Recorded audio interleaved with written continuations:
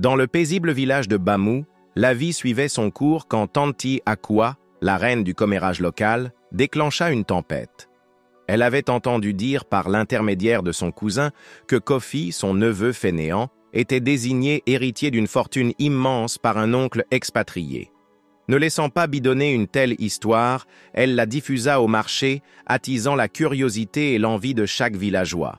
Bientôt, Kofi, réputé pour sa paresse et ses plans foireux, fut entouré d'admirateurs inattendus. Le chef du village, flairant la manne financière, lui proposa une place honorifique au Conseil des Anciens. Même Seynabou, la belle du village dont Kofi était secrètement amoureux, s'approcha de lui avec un plat de riz cuisiné de ses mains. Quant au sorcier, il offrit ses services magiques pour protéger ce nouveau puissant contre les envieux.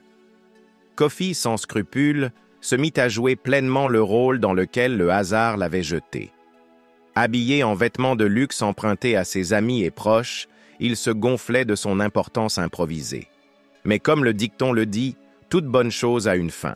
L'oncle expatrié, alerté par la rumeur, revint expressément pour s'assurer de la véracité de cette histoire rocambolesque.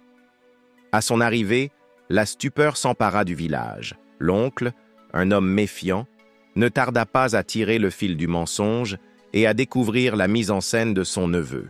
Devant tout le village rassemblé, il révéla la vérité, démasquant Kofi. Kofi tenta de se justifier, en vain, sous le regard déçu de Seynabou et des anciens. Kofi, honteux, fut contraint de travailler d'arrache-pied dans les champs pour compenser les faveurs reçues.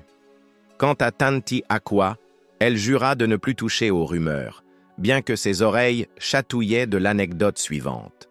Pour ajouter du piquant, l'oncle, diverti par l'audace de Kofi, proposa de lui donner une petite somme. L'oncle proposa à Kofi de lui donner une petite somme à condition qu'il travaille sous sa direction.